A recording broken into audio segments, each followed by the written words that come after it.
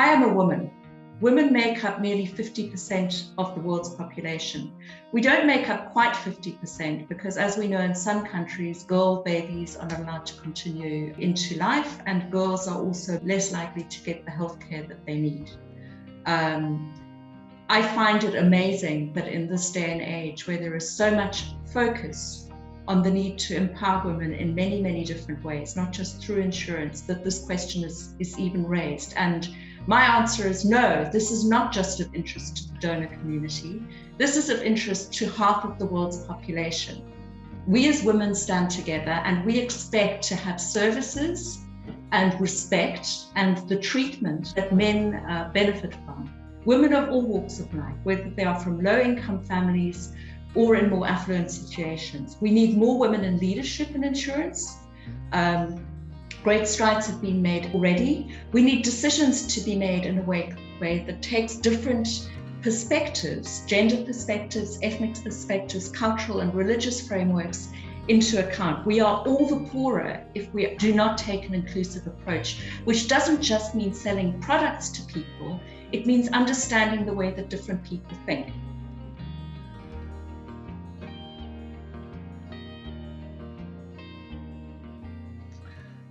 So I think from the conference, one of the hot topics, one of the things that kept coming up and that we were discussing often, there was this matter around the data. It was very clear in the landscape report that a missing part was in relation to the gender data. And why weren't we as an industry collecting data in relation to the gender of our clients?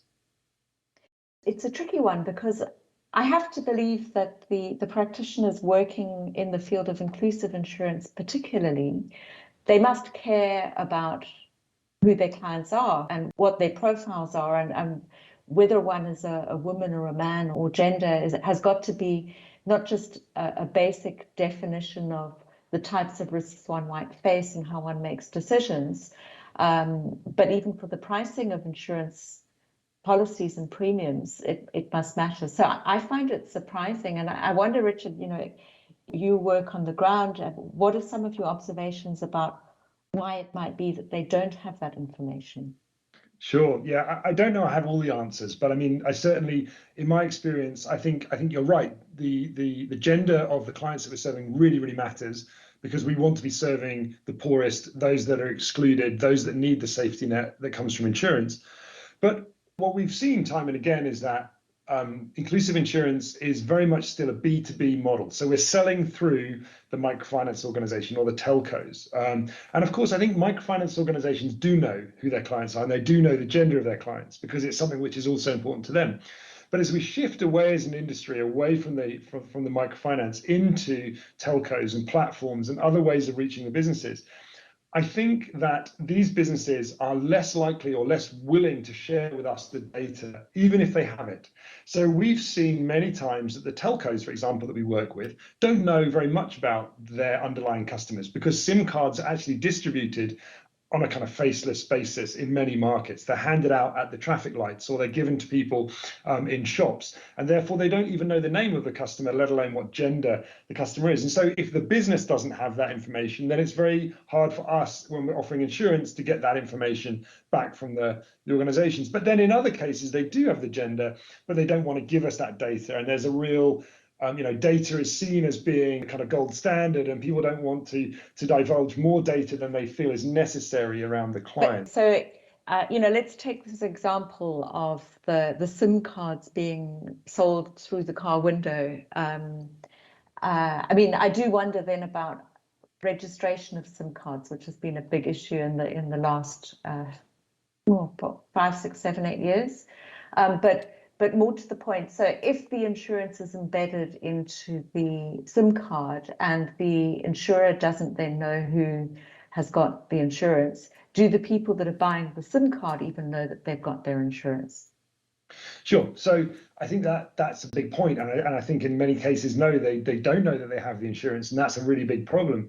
And you're right, there has been in many countries a move towards kind of like just handing out SIM cards like candy to a much more robust registration process. But even if you look at some countries, I mean, there's one country we work in, where because of the kind of social and religious beliefs of the majority in that country, women don't enter into contracts. And so we work with a telco that has no women clients, according to their database, although 50% of the claims that we get are from women. So they do have women who are using their phones and are using, and are registering and using the insurance, but it's not showing up in their KYC databases. So this is a big issue. But I think the other reason as well, I mean, Catherine, that we've seen is there is this kind of pressure, there is this kind of move in our industry towards removing friction from the onboarding process. So making it very easy for people to sign up for and pay for the insurance.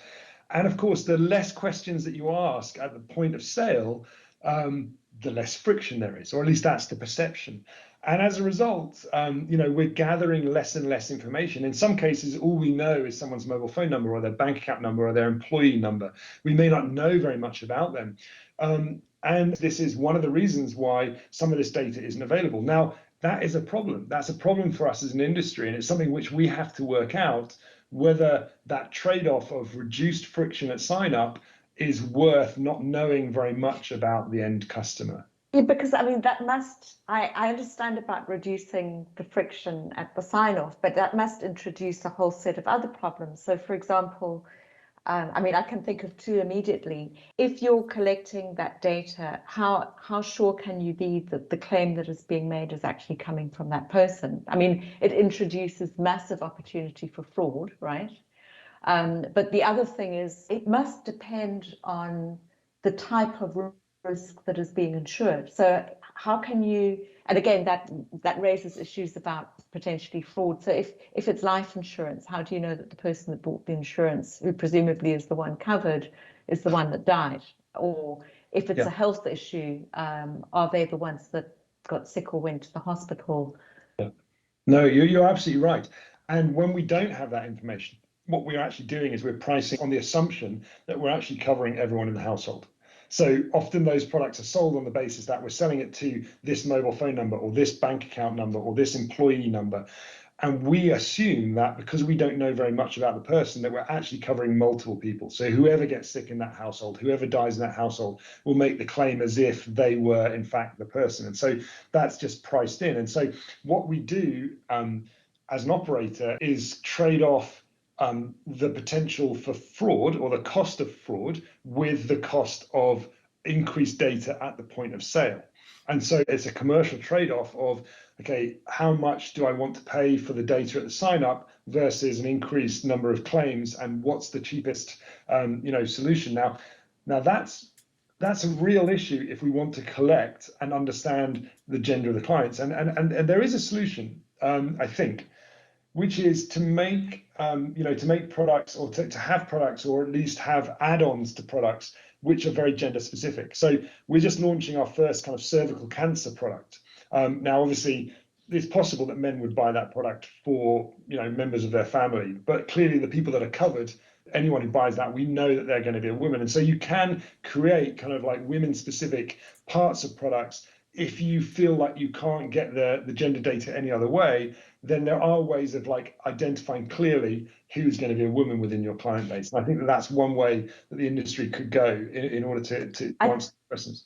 So that's a really interesting idea. And I guess you could also link that to prevention, risk management, prevention, screening, vaccination. Yep. Taking a step back to the previous point that you were making, you assume it's an average household, as it were, right? How does that impact the costing of the premium? Does it make it more or less expensive? And what's the impact then on the value to the customer in the way that you're doing it? So often what we find within the work we're doing is that the cost of administering is often equal or more than the cost of the risk.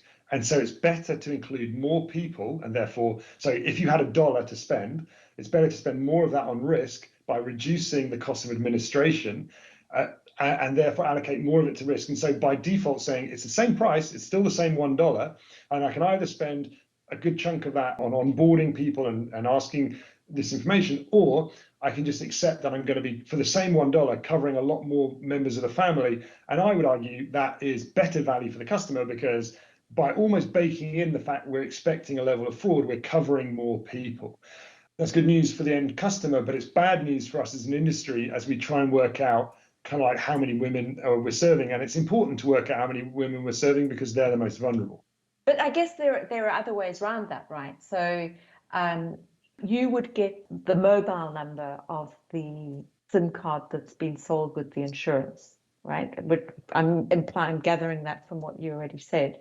So you could, for each of those mobile numbers, send a text, tell them they've got this insurance, and by the way, ask them to text information about the household, or are you a woman or a man, or you could get that information quite costlessly. Sure. So we could, but the problem is that so the contracts that we have, and I think most people in the industry would have with a telco, means that you are not enabled to just send whatever message you want. So any message that you want has to be signed off and approved. So what happens is that so for example, when you sign up for our insurance, Catherine, it comes through the telco, and then we generate an SMS that says, hey, dear XXX, and we replace XXX with, if we know your name, we put your name there, or dear valued customer, if we don't know your name. And then that is auto generated by our system, and it goes back through the telco and back to you. So if the telco doesn't agree with us sending out a message, like, for example, the one you've mentioned, we have no ability to send that message. So every message is scripted to the word by the telco, even if it's generated from our system. So the only way that we could send a message around gender or the makeup of the household would be for the telco to also see that that was a valuable thing to send, and for them to agree to share with us the data that came back from the customer. Because when the client responded, it would go to the telco, and then they would have to kind of share that information with us. And a lot of the telcos are very nervous about sending messages, because one of the biggest reasons why they get fined and why they lose their licenses is because of effectively spam. So people complain about the number of messages they already get, marketing messages and what have you. And so the telco is very, very wary of sending anything that's not a regulated requirement. So maybe this is the answer. Maybe the regulator needs to say, you know what, you need to know the gender of the clients, and therefore it becomes something which you have to gather, and that would certainly help. Because at the moment, if we go to the telco and say, hey, we want to know the gender of the end users, the telco will say, I'm not going to use my limited number of text messages that I get to legally send to this customer every month on that question. But there's another way potentially. I mean, that would be cool. I mean, perhaps less cool for some people and cooler for others. But another way that I wonder of getting the data, it wouldn't be about specific clients, but could be by analyzing big data from the telcos to see if there are patterns of behavior or spending patterns, or where people are going in general, right, where one could extract a probability that this SIM card is being used by a woman or by a man. Sure. Yeah. And I think that's something which, as an industry, we're not there yet, right? And as an industry, we're not there yet in terms of the trust from the telcos to allow us to have that data, and we're not there yet as an industry as to know what to do yet with that data. But I think you're right that is something which could happen, and theoretically that could be worked out. I mean, we already use that data to spot things like, identify the groups of people who pay school fees using their mobile wallet, or send money home to their family on a Friday night, and then we target those people with specific marketing messages like, do you want your kids to finish school if something bad was to happen to you, or do you want us to keep sending that money back to your family if something bad happens to you? So using that same approach, could we spot in the data things that clearly make this person a woman or a man? That. But hang on a minute. So you are allowed to send them a message about they've just paid their school fees, then we send them a message about school fees. So we would ask the telco to identify from their client base people that have, because we know that in September the kids go back in. We know that the telco has data from the mobile wallets. So we say, can you please identify all the people who have just sent a minimum of say $50 to a pay bill number, which is likely to be a school, then they're likely to have kids, and therefore the marketing message that we send is likely to land well, right? Right. And so maybe one of the things that we could do, Catherine, is to use that segmentation analysis to try and ask the telco to identify customers who are clearly women, and then target women-specific products at those customers.